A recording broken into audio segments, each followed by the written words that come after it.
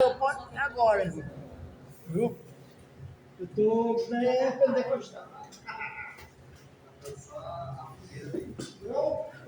Não, chegou aí, chuva de graça.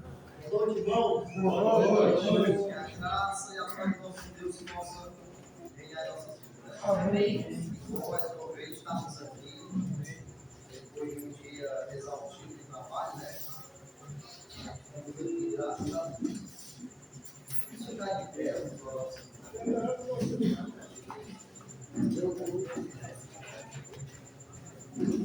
Deus, eterno Pai, toda honra, toda glória seja dada a Ti, ó Deus, ao teu amado Jesus Cristo. Queremos te agradecer, Senhor, por tudo que o Senhor tem feito para nossas vidas. Continua, Pai, fazendo. Nós não somos por esse lugar, mas a cada dia, Senhor, você tem agido, Pai, com grande amor por cada um de nós. E nós somos gratos a Ti, ó Deus. Senhor, estamos aqui mais uma vez com o propósito, ó Deus, de te engrandecer, Pai, através do meu Deus, porque é para Ti. E também de aprender mais e mais, Pai, da Tua palavra. Entrega nossas vidas nas Tuas mãos. Seja conosco, ó Deus, nos dá força, nos anime, nos encoraje, para que nós possamos permanecer, Senhor. Em nome de Jesus, teu filho amado, eu te oro, te agradeço. Amém.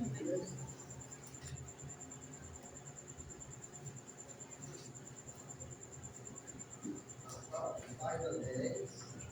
Deus. Página 10, número 49. Olho em tudo e sempre encontro a Ti. Estás nos céus, na terra onde for, em tudo que acontece, encontro seu amor.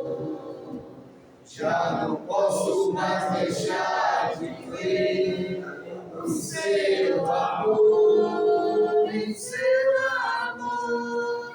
É impossível não crer em Ti, é impossível não te encontrar, é impossível não fazer de Ti meu ideal, meu ideal. É impossível não crer em Ti, é impossível não te encontrar, é impossível não fazer de Ti meu ideal. Na mesma página, 42. Pense em seu amor, pense em sua bondade, pense em sua graça, que nos alcançou, tão sublime como o céu. Assim é grande amor do nosso Pai.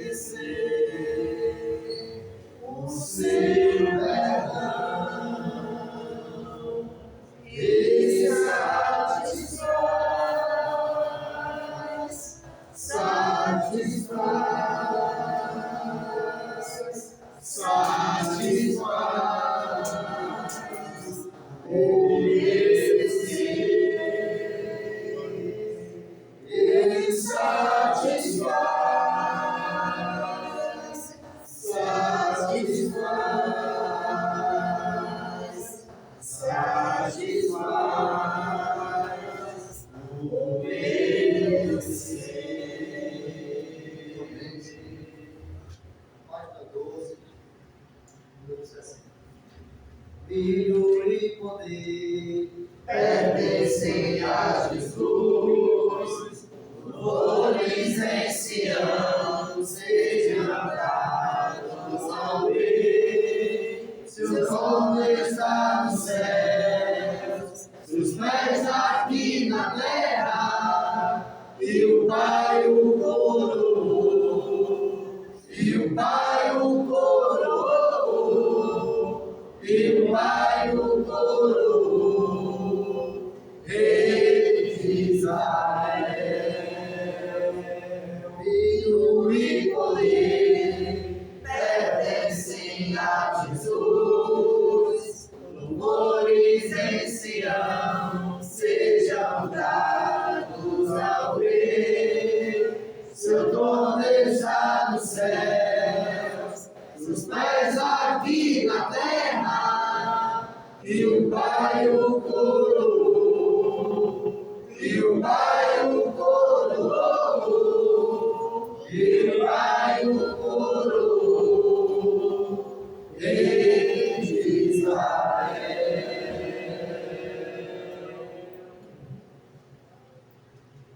59. Uma minha vida, prostra em teu altar,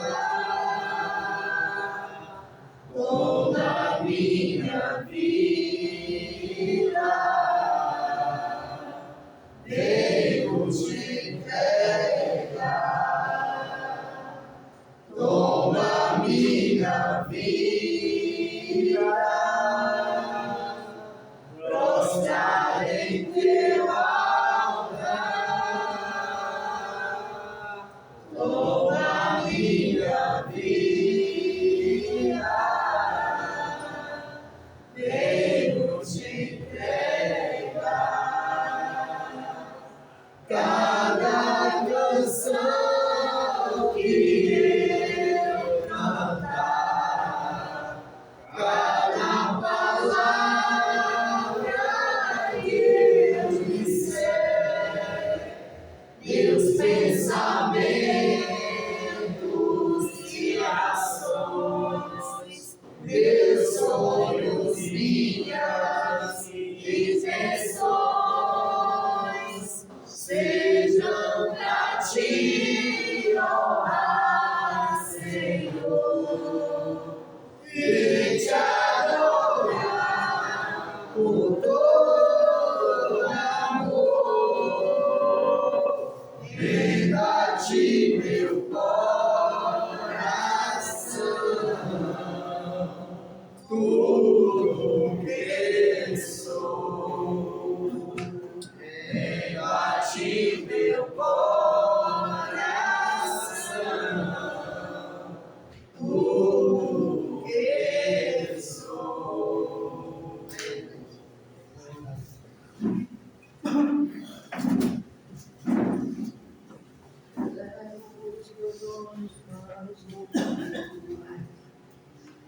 Boa noite, amada igreja. Boa noite. Que bom mais uma vez estar na minha Amém. Bom, então hoje vamos dar continuidade em Marcos. Vamos iniciar agora o capítulo 3.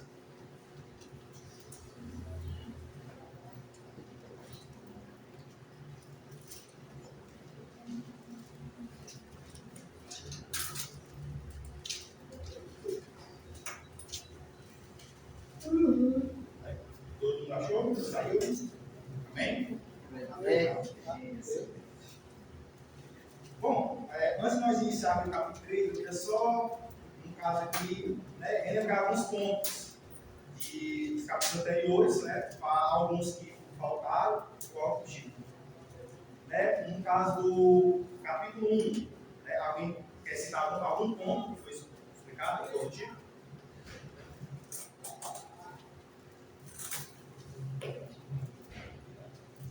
No capítulo 1, né, teve o batismo de Jesus. Só dizer aqui os pontos importantes, né, só para realmente alguns que vieram, né, daqueles que não vieram, só para pegar um pouquinho aí.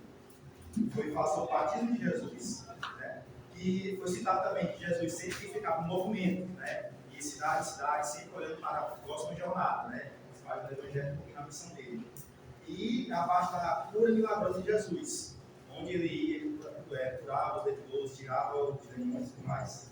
No capítulo 1 ele fala mais dessas três pontos mais importantes. Capítulo 2, né, ele fala muito da fé dos homens, né, que Jesus se declara que não veio para chamar o justo, mas também os pecadores. Na parte que Jesus se janta, né, isso com o pessoal ali que aos olhos dos outros era considerado impuros, né?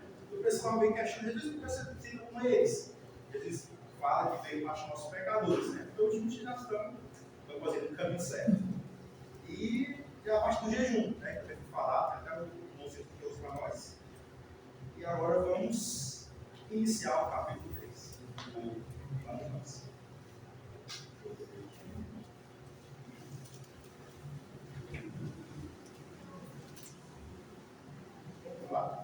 Capítulo 3, versículo 1. De novo, Jesus entrou na sinagoga e estava ali um homem que tinha uma das mãos ressequida. No caso, a mão azelada, sequelada ao contigo. E estava observando Jesus para ver se curaria aquele homem no sábado, a fim de o acusarem. Jesus disse aos homens de mão ressequida: vem aqui para o meio. Então lhe perguntou: é lícito nos sábados fazer o bem ou fazer o mal, salvar uma vida ou deixar morrer? Mas eles ficaram em silêncio. Então Jesus, olhando em volta, indignado e entristecido com a dureza de coração daquelas pessoas, disse aos homens, né? Jesus disse ao homem, quando a mão sequelada: estenda a mão. O homem estendeu a mão e ela lhe foi restaurada. Os fariseus saíram dali e com os herodianos logo começaram a conspirar contra Jesus, procurando ver como o matariam. Do versículo 1 até o 6. Alguém quer fazer só um comentário baseado aqui no que eu li?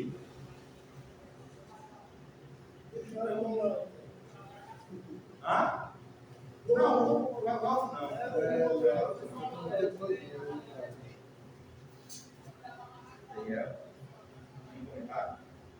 Um dos pontos interessantes é porque Jesus, quando ele começou o seu ministério, tinha quatro movimentos muito grandes.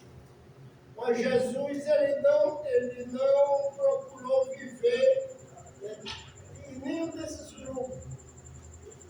Jesus estava fazendo o seu próprio grupo.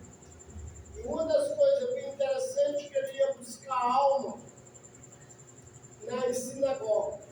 Porque lá tinha um povo reunido falando sobre Deus.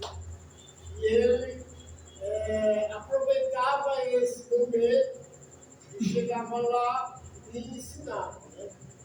E nós vemos aqui que Jesus ele realmente queria mostrar sobre a situação do sábado.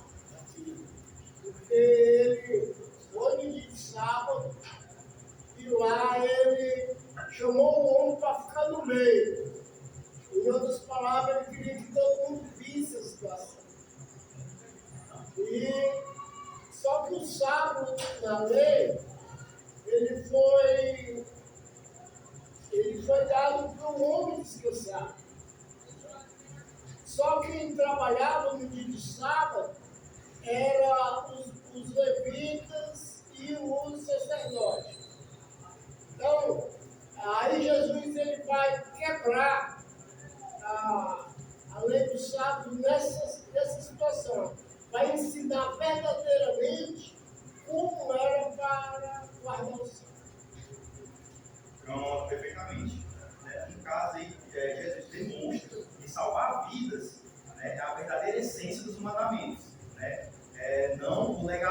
da época, daquele pessoal que casa no sábado como dia de descanso. Né? Gostei do legalismo. Claro.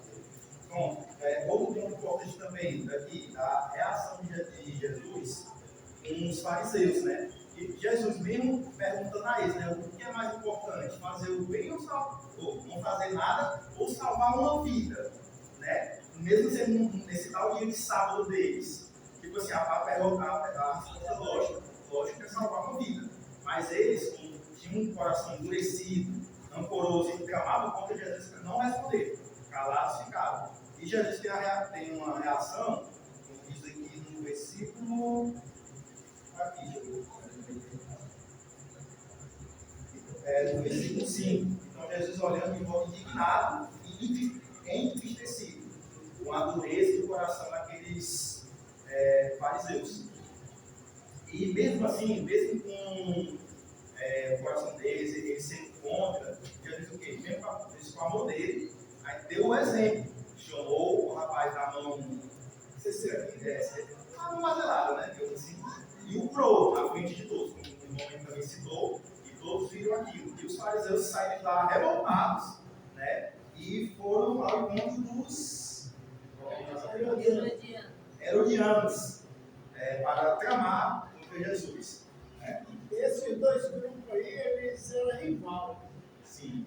Mas para tirar a vida de Jesus, para fazer um mal a Jesus, eles, num dia de sábado, que era sábado Sagrado deles, né? eles estavam procurando uma brecha para matar ele.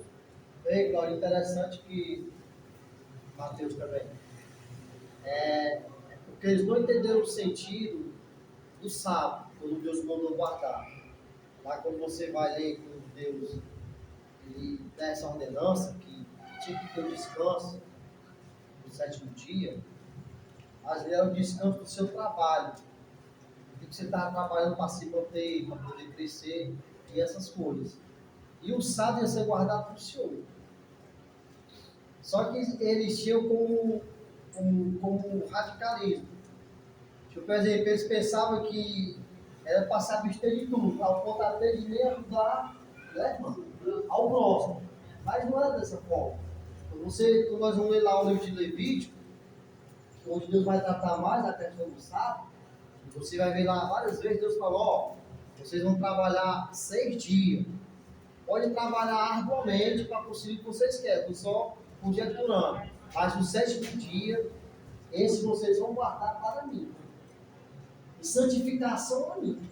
Que no caso é o quê? Fazer o bem, se consagrar ao Senhor. Só que eles tomavam do ponto de querer realmente não fazer nada. Até o ponto de se ver se alguém morrendo, deixar para lá e não ajudar. Mas não foi dessa forma que Deus mandou que guardasse o sábado. Mas que eles trabalhassem assim 6 dias, o seu trabalho secular, mas o 7º dia ia ser para o Senhor. Um dia de santificação, de fazer o bem, de ajudar o próximo. Né? É tanto que quando Jesus faz isso aqui, e outras vezes Jesus cura no sábado, e ajudar o próximo, eles têm aquilo como uma quebra da lei. Mas Jesus, em momento algum, ele como judeu, ele cumpriu toda a lei ao pé da letra, realmente. É porque eles não entenderam a forma que Deus estabeleceu do sábado realmente. Na verdade, eles criaram leis, Para si próprio. inúmeras leis. Né? Havia muitas leis que eles haviam criado. Então, eram essas leis criadas pelo homem religioso que Jesus nunca se preocupou em obedecer. Isso. Jamais. Ele cumpriu toda a lei, fez tudo aquilo que Deus mandava fazer. Mas o que os homens religiosos mandavam, ele nunca se preocupou em cumprir, porque não era o que Deus queria. Era só o que eles tinham estabelecido. Então, eles colocaram a lei daqui e eles colocaram várias outras leis ao redor da lei de Deus. Então, Mas não só bastava, né, irmão? Era de Deus. era de Deus. Pronto. Era coisa do homem. É tanto que, em várias ocasiões, o que Jesus fazia no sábado, que era fazendo bem, pregando a palavra, curando, eles condenavam Cristo, porque diziam que eles estavam descumprindo a lei de Deus, mas em momento nenhum, Cristo Não, porque ali era o mandamento de Deus, porque o sétimo dia era para o Senhor, Para o Senhor. e Então, não para você, entendeu? Jesus estava fazendo a vontade de Deus. E Né? pronto. O problema em si é porque o pessoal da região, né, distorceram o significado do. É que a irmã Marta falou, é porque além da lei de Deus, que era a essencial para tudo, eles criaram as suas leis. Isso. E leis essas que até o ponto eram muito radicais, que nem muitas das vezes eles obedeciam, de maneira alguma, mas queriam que o povo obedecesse, colocando um fardo muito pesado daquele povo menor, né? Eu digo assim, menor, que eram os fariseus, os saduceus, que eram os elites, as religiões grandes da época. Isso, perfeitamente. Mais alguma observação?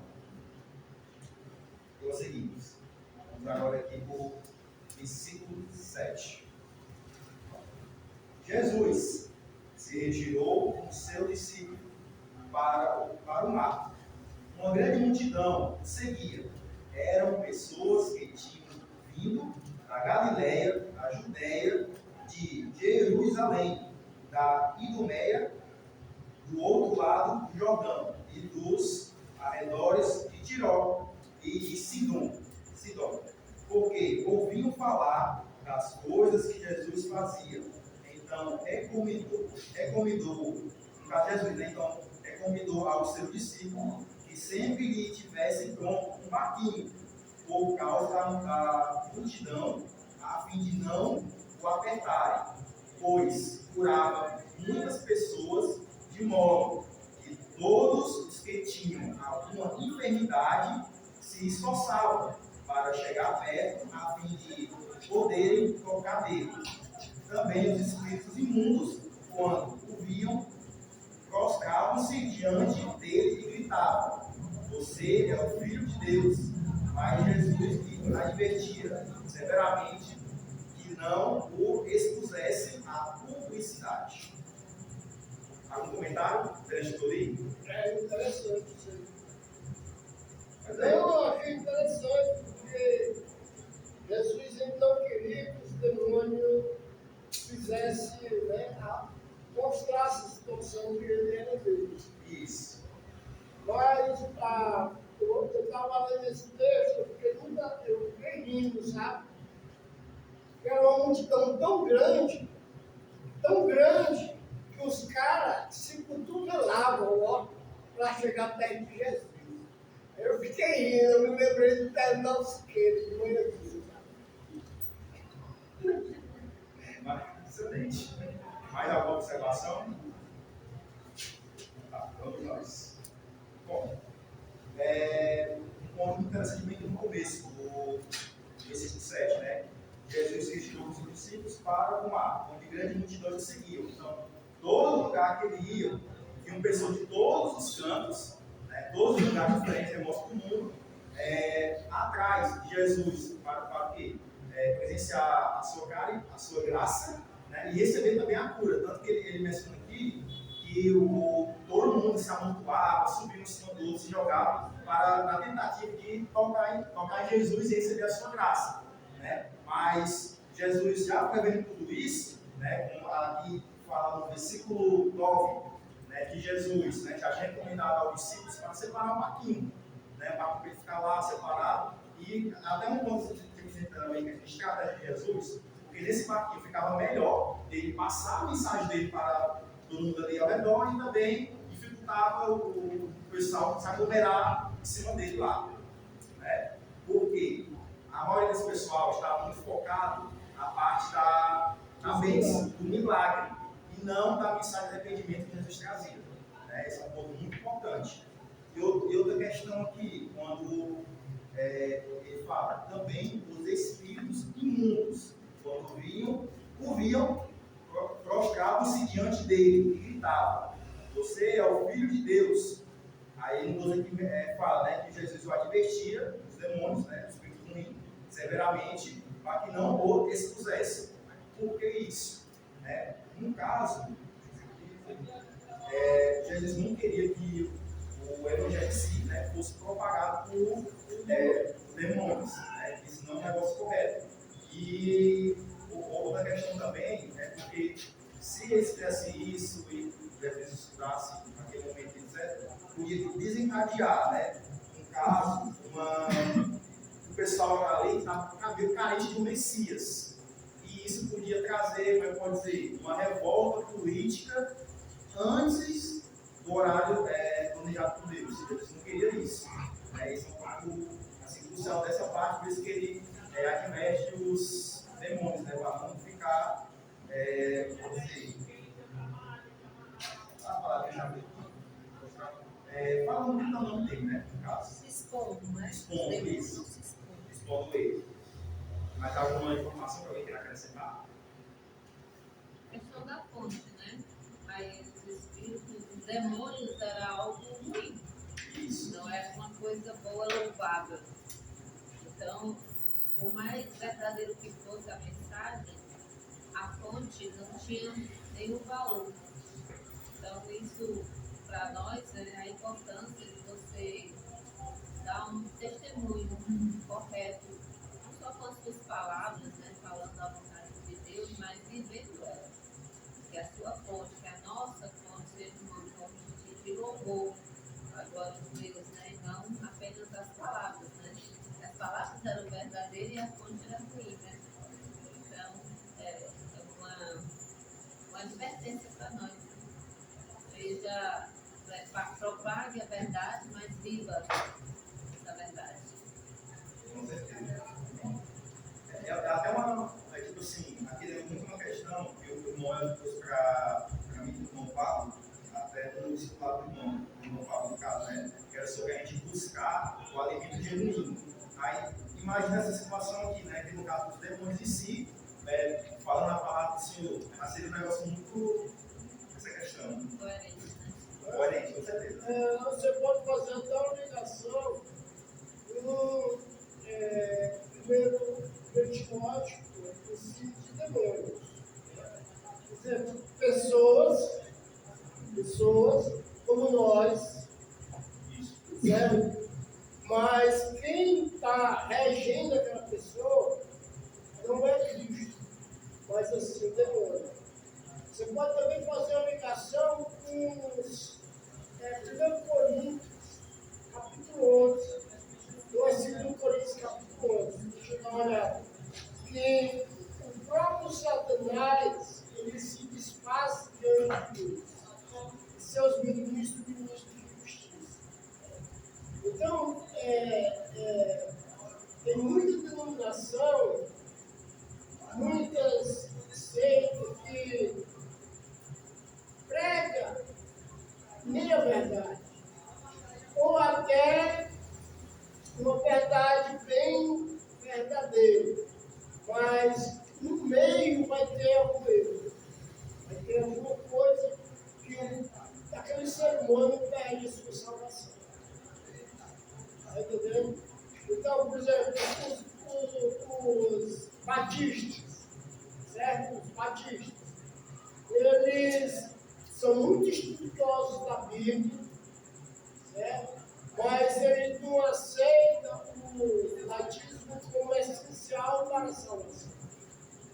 E é no batismo que é purificado o nosso pecado e a gente se reveste de Cristo. É no batismo. A gente se reveste da morte, da sepultura e da ressurreição, que é perdoado o nosso pecado. Essa doutrina, né, os demônios, eles não aceitam. Está entendendo? Como eu estava te falando, eles se disfarçam de anjo de luz, de seus ministros de justiça. Então, tem muitas denominações que levam o homem a sair da droga, da bebida, da prostituição. Certo? O cara sai. E até mesmo arranja até um trabalho no meio desse grupo. Mas, no final, Deus ele vai mostrar que eles estão negando realmente a cruz de Cristo, que é a morte. Ainda na verdade. nesse caso aí que eu estava falando, é basicamente como eles pegam a verdade, né, e passam para você da maneira deles. Né? Ou pegam a verdade e colocam em cima de alguma coisa que consiga distorcer o significado daquilo.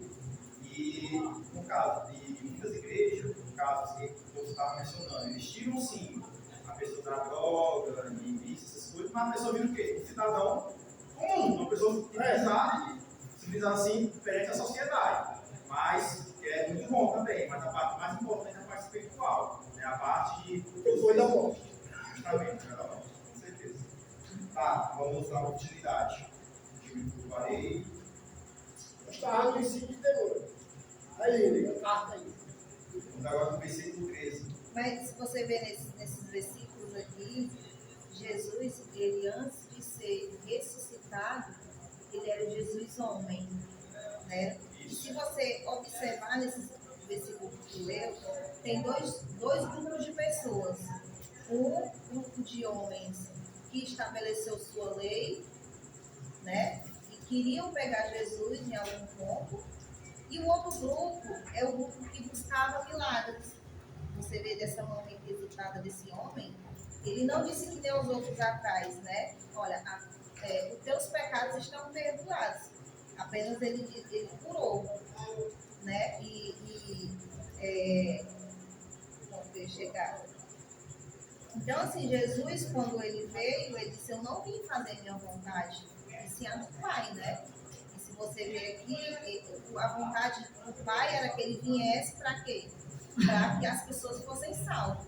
Qual era o objetivo de Jesus? Pregar o arrependimento para que as pessoas fossem salvas, né? E se você ver esses dois grupos, um querendo acusar, que eram lá os fariseus, que tinham suas leis e Jesus não cumpria, sempre queria pegar Jesus para matar, tanto que mataram, e o outro grupo era sempre buscar aquela multidão, tudo que eles queriam era o quê? É só cura. E o que Jesus queria era o quê? Fazer a vontade do Pai, que era o quê? Pregar arrependimento para que o povo fosse salvo, né? É bem interessante isso. Muito bom, irmão. É esse mesmo. Não, quem é o cabeça dela? Mas quem é o cabeça dela? A irmã Elda. Eles estão convidando aí, ó.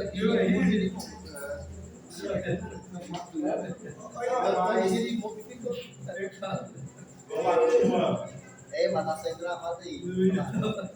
Continuando, mas realmente é um ponto interessante que a gente está falando, porque o versículo 2 fala muito sobre a parte da fé. Os 4 homens estavam carregando o paralítico, né? E até ressaltado também, no ano passado, porque qual era o benefício que as 4 pessoas, os 4 homens, tinham de carregar aquele paralítico?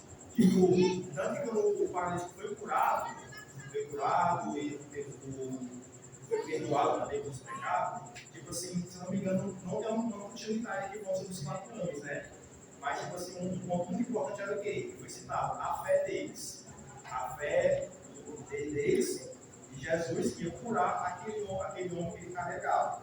E agora, quando no capítulo 3, fala muito do pessoal aqui, que iam simplesmente por ganância, de curar as enfermidades, de saúde, mas por quê? Por egoísmo. Basicamente sem fé nenhuma e sem acreditar ou prestar atenção na verdadeira mensagem que Jesus queria trazer sobre o arrependimento. Né? Era mais para continuar. mas explicar uma mais cima. Isso, queira que não queira, acontece hoje, certo? Sim. Mas aconteceu nos anos 80, quando foi uma febre medonha, sabe? As pessoas se convertiam, não era por causa de Cristo, se convertiam para sair da vida, né? Da vida podre que tinha, certo? E com esse pensamento, ele não ia com a mente voltada realmente à salvação, mas ia, né, envolvida que todo crente é rico, então, mas eles não estavam a Bíblia, não conheciam a Bíblia, porque se você ver os evangélicos, as cartas, os cristãos se tornaram pobres, porque não podia mais viver liberto, né, da sociedade, mas livre, né, diante de Deus. Mas em compensação, eles perdiam tudo. Jesus teve um ponto que ele disse: olha, se você perder seu pai, sua mãe, seu filho, sua filha, você vai ganhar centúplos de irmão, centúplos de pai, e aí a vida eterna, meu irmão. É isso que Jesus pregava. E muita gente hoje, né, não hoje, mas assim, as pessoas estão abrindo mais os olhos. Satanás, ele está fragilizado nisso aqui. Muita gente está abrindo os olhos. Mas muita gente antes ia atrás de Jesus por causa de uma vida boa, abastada. Não, justamente. E creio que hoje ainda acontece, às vezes, a mesma coisa de uma maneira um pouco diferente. Muita gente hoje busca, não é nem que busca o caminho do Senhor, mas buscam a igreja para fazer um tipo de status. Status de quê? De que é uma pessoa religiosa, que é uma pessoa que faz o bem, que é uma pessoa que faz tudo correto. Que é basicamente ir na igreja no domingo, aí durante a semana faz o que quiser, não é a Bíblia nada, mas o importante é que todo domingo está lá. Grava um story, naquela igreja assim, tem um show dos cantores cantando, a pessoa grava, está numa festa. Bem dizer que eu trocou uma festa que todo mundo, como é que pode dizer, crucificava, uma festa que dentro da igreja, que na cabeça dele é aprovada pelos homens. Aí meio que veio um pouco nessa situação. Que a maioria do pessoal que entra na igreja é mais por aprovação da sociedade, mas não entra para buscar o conhecimento da palavra de Deus. Porque se arrepender de verdade se negar a si próprio. Mas por cada vez já pede por essa lapidar. Bom, voltamos aqui. Versículo 13, agora passamos por 12 apóstolos. Até aqui tudo ok? Alguém quer lutar com o assunto? Vamos nós. Depois, Jesus subiu ao monte e chamou os que ele quis, e vieram para junto dele. Então, designou 12, os chamou de apóstolos, que para estarem com ele e para os enviar e pregar e a exercer a autoridade de expulsar demônios.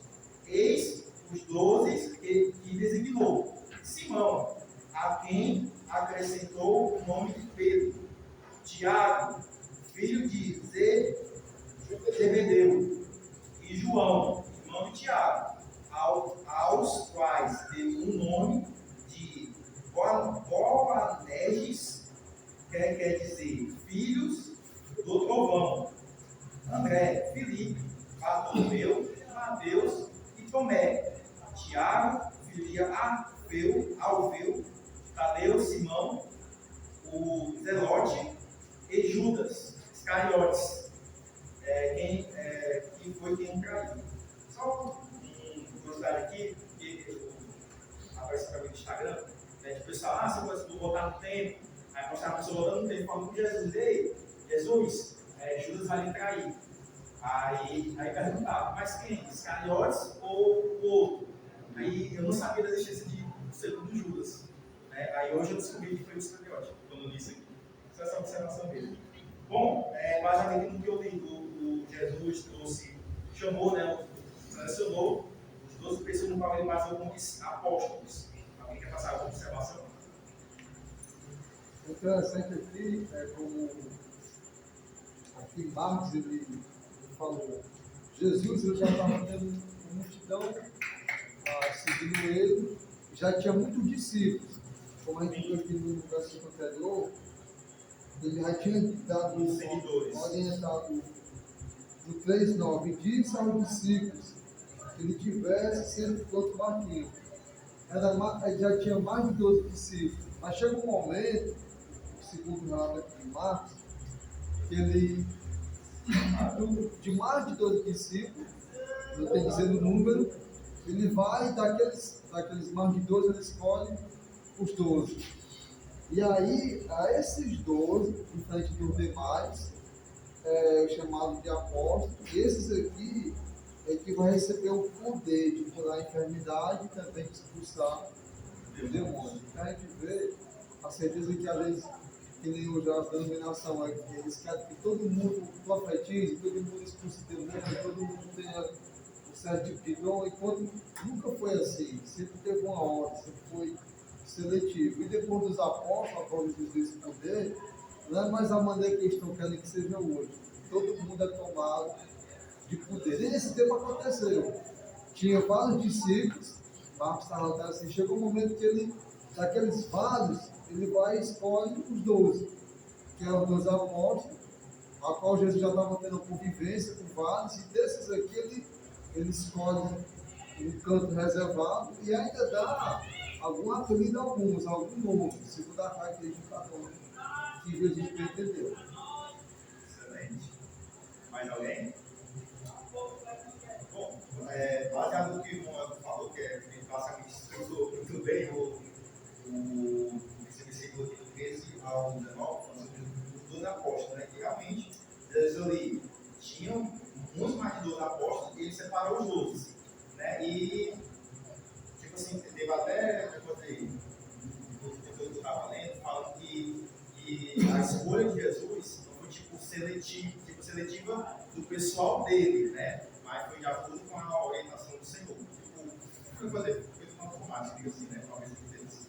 Né? Na realidade, Jesus orou antes de cada um, para ser aprovado. O texto fala que ele passou a noite orando. Orando. Depois é que ele foi lá. Para escolher os 12. É. E é interessante que muitas pessoas falam que uma pessoa que abandonou a fé, ela nunca conheceu de fato a Deus, a Jesus, nunca entregou sua vida, isso é muito falado, né, no mundo religioso. Mas Judas foi escolhido pelo próprio Jesus para ser um apóstolo, né? Então Jesus ele não errou, né? Quem errou foi Judas. Eu creio que uma lição para nós é que ninguém está livre de abandonar a fé, de abandonar Jesus, né? Ou seja, ele não errou, ele orou a noite inteira, escolheu aquelas que ele considerava pessoas preparadas, né? Não assim exatamente preparadas, porque elas foram sendo preparadas, né? Mas pessoas que realmente compreenderam o Evangelho e a sua mensagem. Então Judas estava lá, estava no meio. Fica a lição para nós, que nós assim, devemos estar buscando o Senhor de forma a não ser desqualificado um dia, né? Como Judas acabou sendo. Na minha versão só fala que ele subiu ao monte e chamou. Não, mas é em outro evangelho. É em outro evangelho essa passagem. Mateus e Lucas. Essas letras menores, irmão, lá embaixo, olha. As referências. Mateus 10, Isso. versículo 1 ao 4. Exatamente. E aqui Depois de vão ver lá, não vai ver essa passagem lá, que ele orou, né? A sua noite chorando. Pronto, né? Para ele escolher. Outro dia, quando for estudar assim, ele é os três. Ele bem em É que cima cada que um vai fala, ter. deve falar um pontinho diferente como esse, né? Porque O muito importante que eu deixei de falar, se vocês não corrigissem, eu ia falar tudo ao contrário aqui. como eu falei aqui do Marcos, né? Sim. Que ele vai, é um evangelho muito fechado. Ele tira por todo canto. Já os outros ele vai detalhar. calma. Mais detalhes. Bom, vamos nós. Continuando. Agora no versículo 20. Até aqui tudo ok? Entendido? Vamos nós. Então Jesus foi para casa e outra vez se ajuntou uma multidão, de tal modo que nem podiam comer. E quando os parentes de Jesus ouviram isso, saíram para prendê-lo, porque diziam: está fora de si. Os escribas que tinham vindo de Jerusalém diziam: ele está possuído de Beelzebub. Ele expulsa os demônios pelo poder do maioral dos demônios. Então, convocando-os, Jesus lhe disse, por meio de parábolas, como pode Satanás expulsar Satanás? Se um reino estiver dividido contra si mesmo, tal reino não pode subsistir. Se uma casa estiver dividida contra si mesma, tal casa não poderá subsistir. Se Satanás se levantou contra si mesmo e está dividido, não pode subsistir. É o seu fim. Ninguém pode entrar na casa do valente para roubar-lhe os bens, sem primeiro amarrá-lo, e só então saqueará a casa dele. Em verdade lhe digo, que tudo será perdoado aos filhos dos homens os pecados e as blasfêmias que proferirem, mas aquele que blasfemar contra o Espírito Santo nunca terá perdão, visto que é réu de pecado eterno. Jesus disse isso porque diziam que ele estava possuído de um espírito imundo. Mas eu falei, alguém quer passar alguma informação?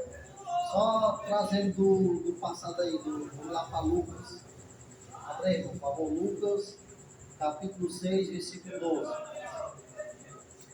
Lucas, Capítulo 6, versículo 12.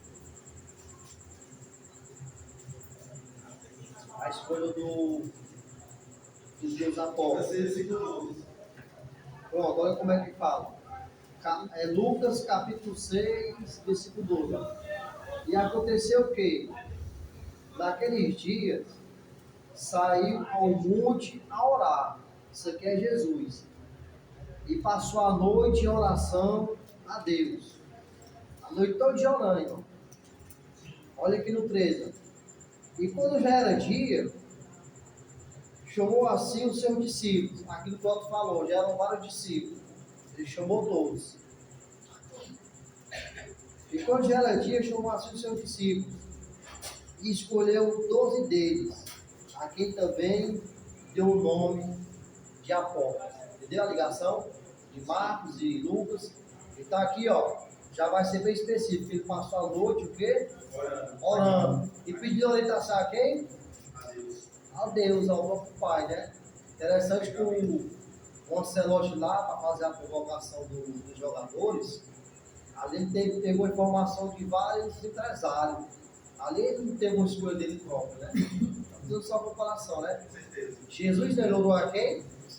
Ao Pai. Então, da mesma forma, tem que ser cada um de nós. Tudo aquilo que nós temos que fazer, nós temos que pegar o exemplo de Jesus. Primeiramente, fazer o quê? Orar a Deus e pedir a Deus para que Deus nos oriente a fazer aquilo que nós estamos o quê? Pensando. Só que acontece diferente. Nós fazemos primeiro para depois fazer o quê? Informar a Deus. Depois que muitas das vezes algumas coisas em nossa vida espiritual, estou falando da física, não dá certo. Porque nós não colocamos Deus na frente e pedimos a Ele a orientação. Ele pode nos dar. E realmente aqui está bem detalhado, né? Naquele dia, Jesus se retirou para o monte, a fim de orar, e passou a noite orando a Deus. Virou a noite em oração, e no dia seguinte, quando amanheceu, ele chamou todos e anunciou. Agora, versículo 20. 22, né? Bom, vamos lá. No caso aqui, a partir do versículo 20, no caso onde Jesus voltou para casa e novamente, né, juntou multidões, todos seguiam ele. Né? E o pessoal vendo ali o ritmo intenso, o desgaste físico de Jesus, porque como fala aqui, que de tal modo que nem podiam comer, aqui no versículo 20. Né? Então, e podiam no 21. E quando os parentes de Jesus ouviram isso e saíram para prendê-lo, porque diziam que ele estava fora de si.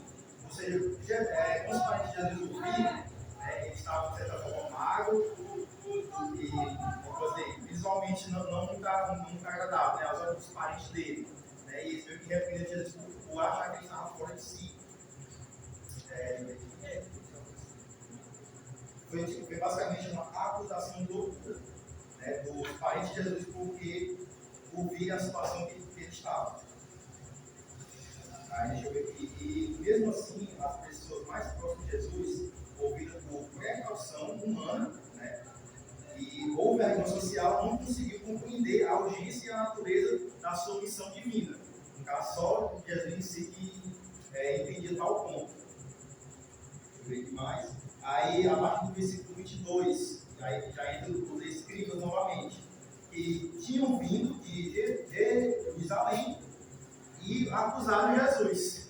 Olha só, acusaram dizendo que ele estava possuído por espírito maligno. E só por causa disso que ele conseguia, né, repetir os espíritos das pessoas. Para ver em qual ponto chegou os escribas para tentar acusar Jesus ou derrotar ele de alguma forma. Né? E Jesus vem daquilo, né, com parábolas, que fala aqui no versículo 3. Ele dá exemplo, né? Como pode Satanás expulsar Satanás, né? Porque isso não faz sentido. Porque se o Satanás quer propagar a parte ruim do poder dele em si, ele não vai expulsar o próprio Satanás do corpo de alguém. Né? Ele meio que combate ali os escribas, né? com a lógica, né? Com a realidade. E lá no 28, depois que ele dá o exemplo das parábolas, né, ele fala: em verdade me digo que tudo será perdoado aos filhos dos homens. Aos filhos dos homens. Mas aquele que blasfemar contra o Espírito Santo nunca terá perdão. Nunca terá perdão, visto que é réu e pecado eterno. Jesus disse isso porque eles diziam que está possuído pelo Espírito Santo.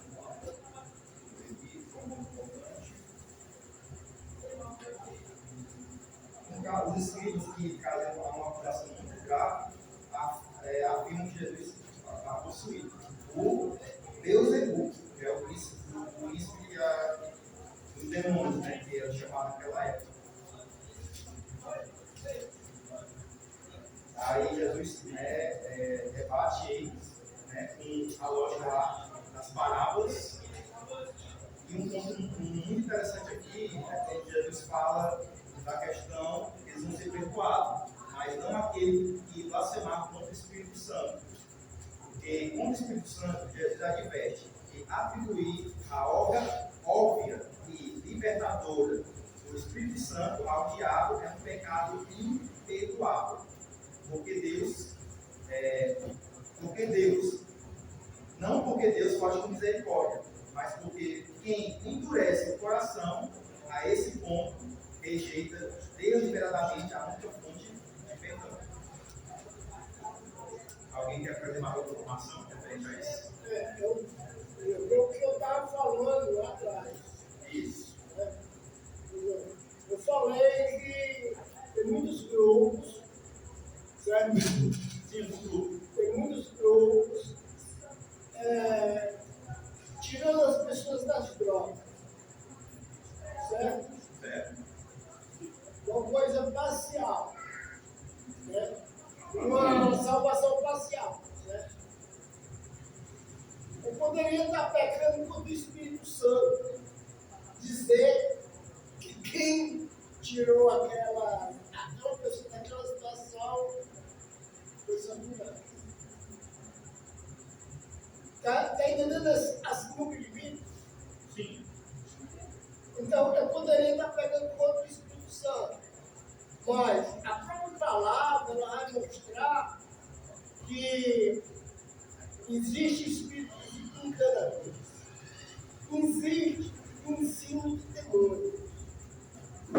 E pecar contra o Espírito Santo e a blasfêmia estava pecando contra aqueles milagres que Jesus estava fazendo. O Espírito Santo está só na pessoa de Cristo Jesus. Hoje o Espírito Santo ele está na nossa vida.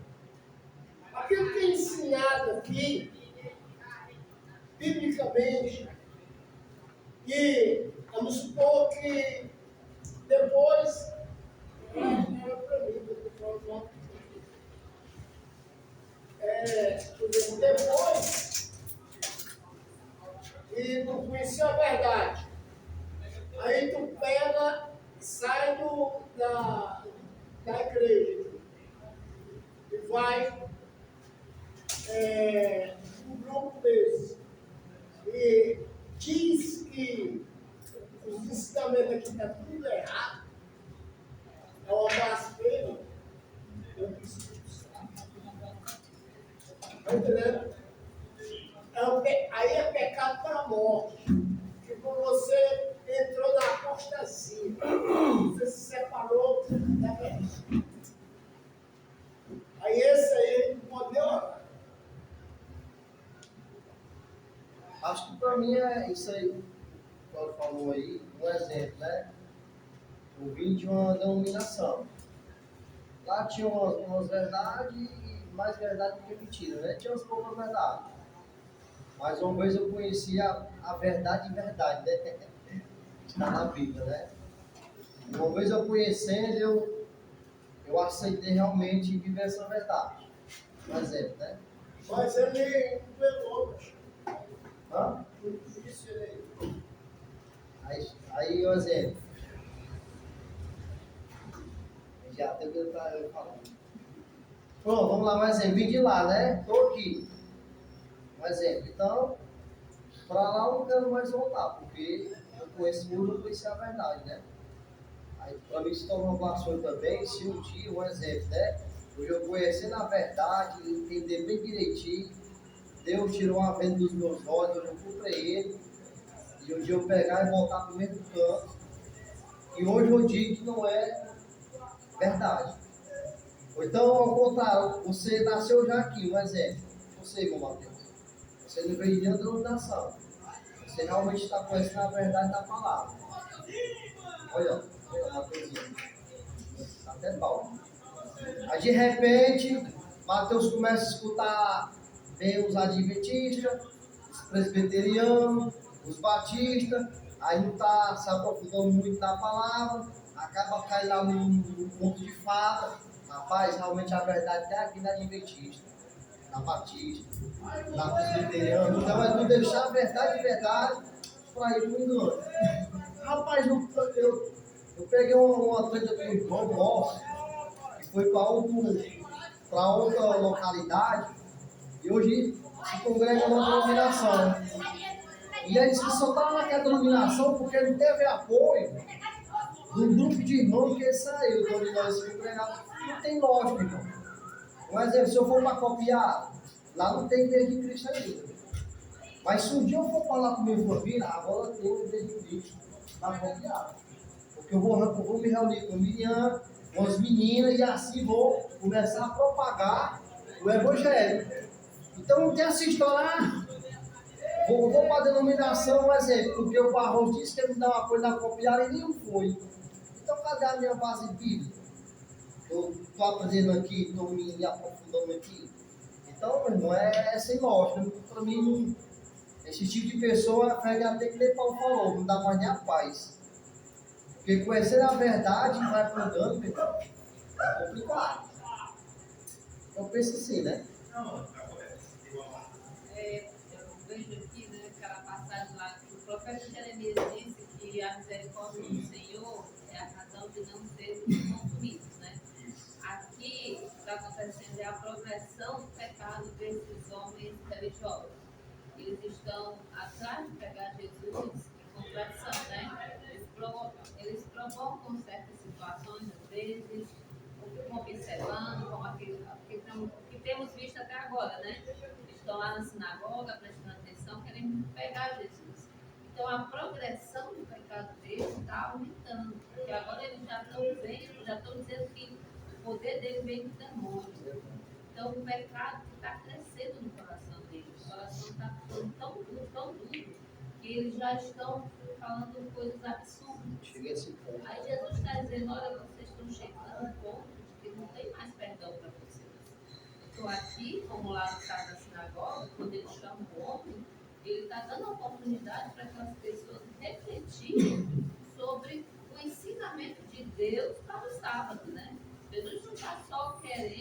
chamar a atenção deles para um debate.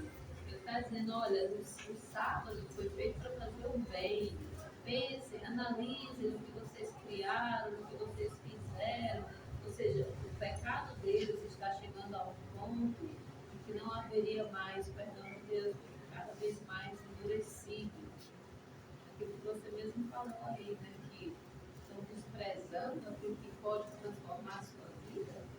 Não é verdade, né? E às vezes isso acontece até dentro do cristianismo mesmo. Você está lá, conhece a vontade de Deus, sabe o que Deus quer para a sua vida, mas você não obedece, não faz, fica lá insistindo no seu erro, insistindo na sua falha, chega um momento que não tem mais a mudança de vida. Não é que as fichas de Deus para nos perdoar cabe, não é isso. Mas buscar o Senhor até onde se pode achar. Chega um momento que você já não acha mais. Então você não obedece. Você continua com a separação dura sem querer a mudança, a transformação. Eles vivem não conseguiram usar a saúde, né, mano? Aí Isso. foram ao extremo, ó. Aí foram ao extremo. Ficar expulsando o demônio do que você burro. Isso. Porque eles dizem que quando Jesus fala, então, o que é lindo? É fazer o mal que ele sabe. É, realmente não está certo. Aí não tem resposta, É. né? Ah, tu expulsa o demônio, então tu vai. Esse né, que a Mata falou, primeiro a Progressão do progressão do pecado. Né? É isso aí. Muito bem colocado, né? Bom, mais alguma coisa a acrescentar? Não é isso. Tá, outra possibilidade.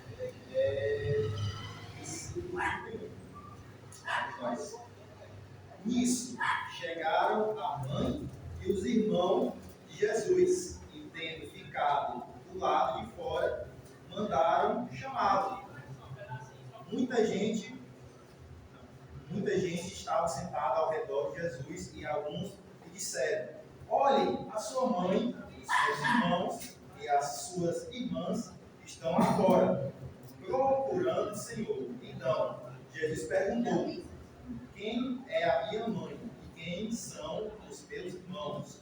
E olhando em volta para os que estavam sentados ao seu redor, disse: eis minha mãe e meus irmãos, portanto, aquele que fizer a vontade de Deus, esse é meu irmão e minha irmã e minha mãe. Alguém fala uma coisa sobre? Puxa o próprio.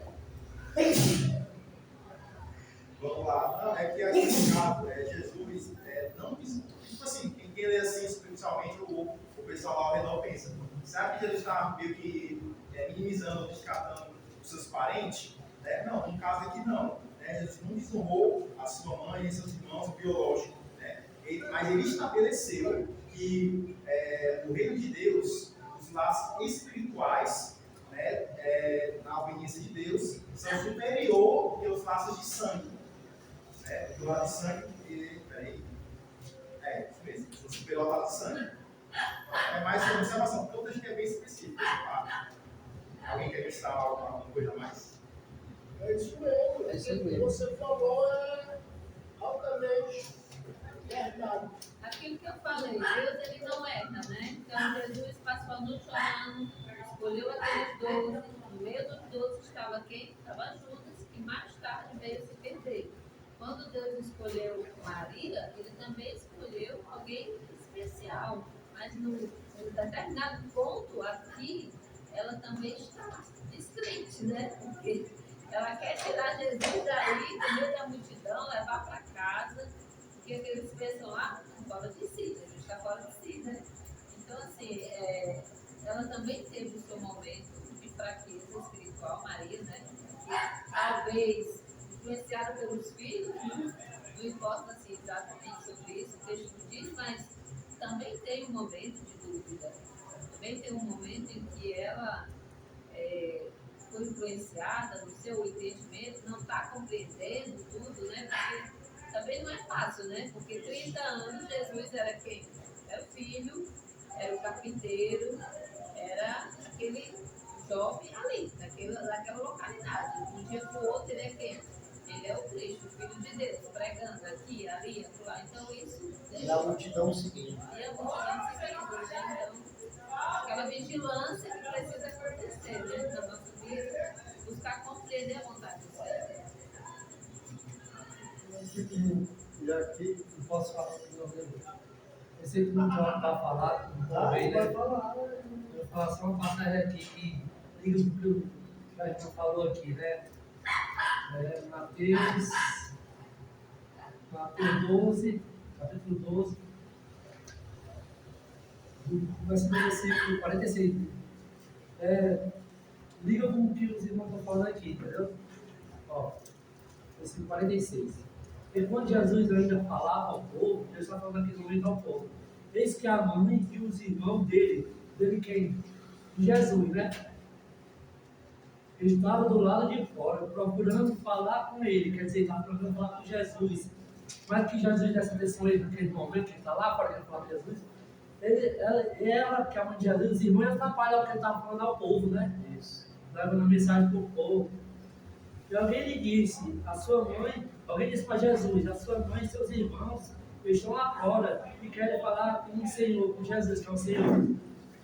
Mas só porém, Jesus respondeu, porque lhe trouxe o aviso. Ele trouxe aquela pessoa que trouxe o aviso, e ele falou para ele, desse jeito. Quem é minha mãe e quem são os meus irmãos? Falando para quem trouxe o aviso. E estendendo a mão de Jesus para o discípulo, disse, eis minha mãe e meus irmãos, e o discípulo. Portanto, aquele que faz a vontade de meu Pai celeste, esse é meu irmão e minha irmã e minha mãe. Quer dizer, ele quer dizer que as pessoas estavam lá fora da família dele, mas quem estava dando ouvido naquele momento estava sendo a mãe dele e o irmão dele, o Senhor Jesus, né? Ele não queria que nada atrapalhasse, mesmo sabendo que a mulher estava lá fora e os irmãos, mas naquele momento não podia atrapalhar ele, Jesus, que estava pregando a mensagem. Eu acho que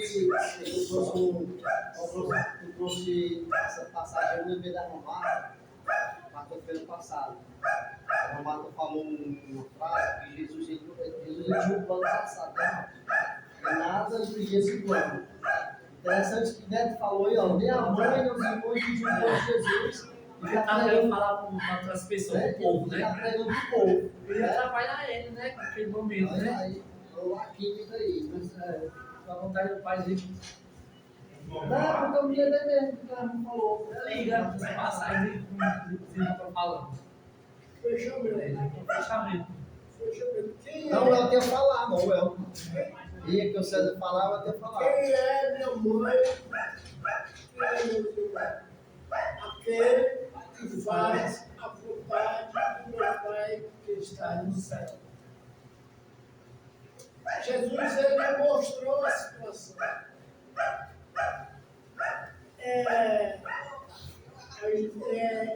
Especulando. No momento, como ele vivia, eu estava fazendo o contrário. Então ele não tratou realmente como a família espiritual, aquilo que ele falou. O espiritual é um laço mais forte do que a própria família espiritual. Não, com certeza. O hospital é muito forte em si. E, tipo assim, pelo menos eu, é um exemplo assim, por mim, que, vamos supor, nos encontros de sexta-feira, né? Quando a gente vai na casa do Simão, eu me sinto mais bem-vindo que quem visitar um tio meu, por exemplo. Amém, irmão. Bom, às vezes, enfim, eu consigo, né? Às vezes vai pra casa com um parente, o parente não dá atenção, fica assim, fica um gato lá. E eu até crente agora. Aí o pessoal fica se convertendo. É isso mesmo. Então, concluindo aqui, né, Jesus falou que os laços espirituais são mais importantes que os laços de sangue. Né? Amém? Amém. Mas aqui tem um problema. Jesus cortou o cordão com Maria e os cavalos continuaram, tendo ela como mãe. Não é, irmão? É só uma brincadeira. Aqui Jesus cortou o cordão, minha mãe, meus irmãos. Ele cortou. E aí os cavalos continuaram, tendo ela como mãe. Entendi. Ah, sim. É uma brincadeira verdadeira, irmão. Não é brincadeira assim de mentira, não. Posso falar? Pode. Deus graça.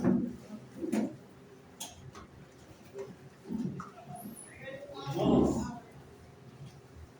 o que vocês falam aí, Jesus fez isso aí, né, com a família dele, as coisas dele eram muito perfeitas. Eu tenho 3 filhos, se eu priorizar um deles, eu estou errado. Isso é Se eu pai. tiver 3 coisas para me dar nos filhos, se eu tiver para dar só, eu não dou ninguém. Quando eles eram pequenos, se eu tivesse dinheiro para comprar 3 carrinhos, eu não compro ele. Entendeu? Quando Jesus fez isso aí, isso aqui é um exemplo muito grande para nós cristãos.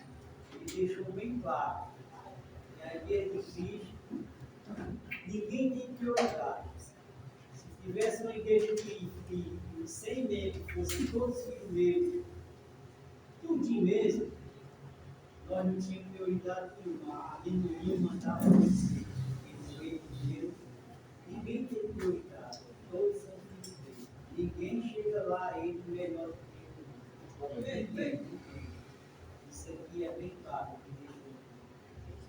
E eu queria orar, porque eu queria pedir a cada irmão que orasse pela minha irmã, que ela estava com câncer, eu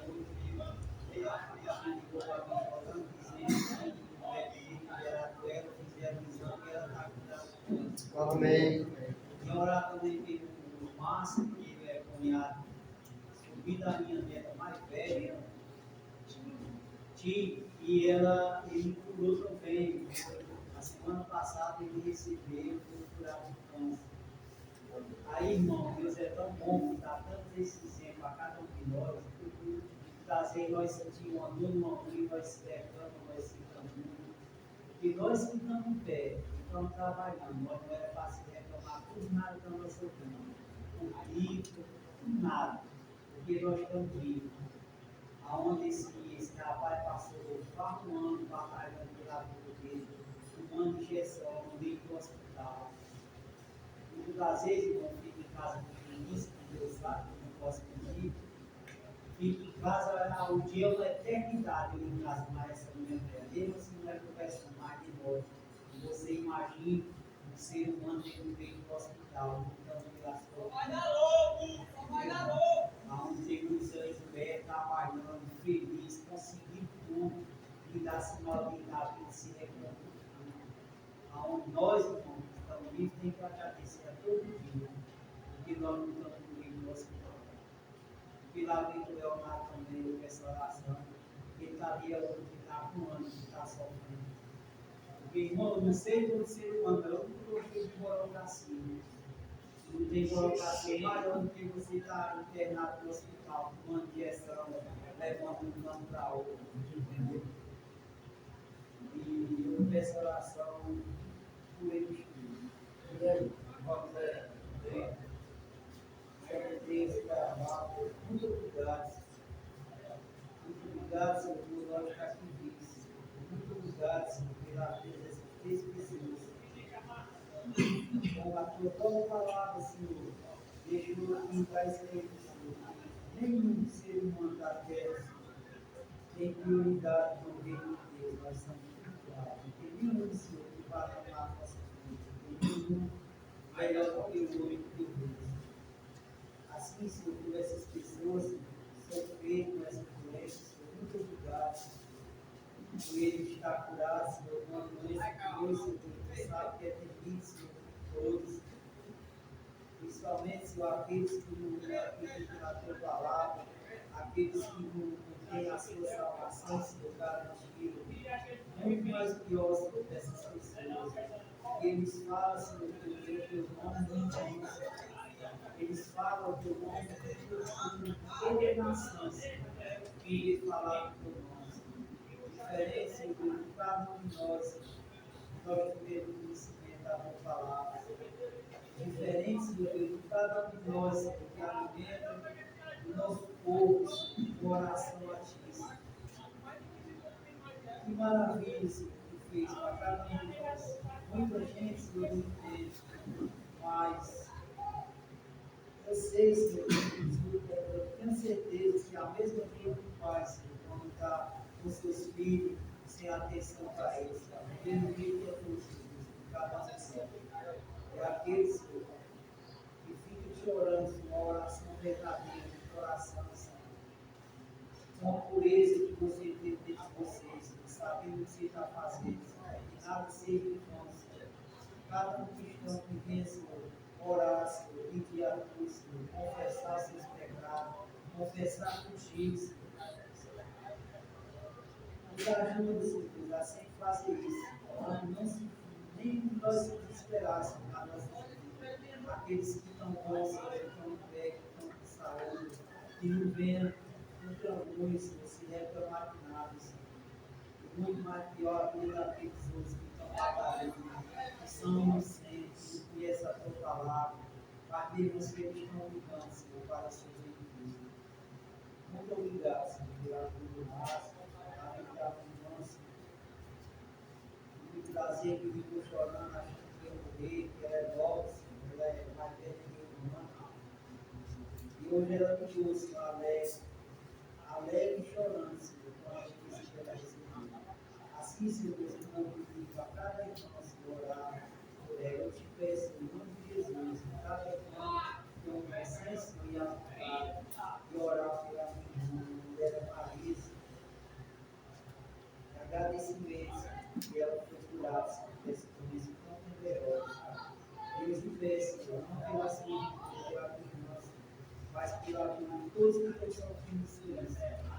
Que o Senhor venha fazer, Senhor, que eles não precisam esperar nada, uma doença que eles estão fazendo, que ele deposite a confiança, Senhor Deus, feito com você na tua palavra. E eu te peço, em nome de Jesus, que vá alguém, Senhor, encontre essas pessoas, Senhor, passar o conhecimento da tua palavra, Senhor, assim que eu recebi, todos que estão aqui, Senhor, que vai saber, cada um de nós, Senhor, o que está aqui, o que nós estamos fazendo, Senhor. Só cabe a nós, Senhor, nos orar todo dia nas nossas vidas, para que nós venhamos sair, Senhor, do Deus caminho, assim, por toda a vida. Amém. Eu aqui. Cedinho. Novamente.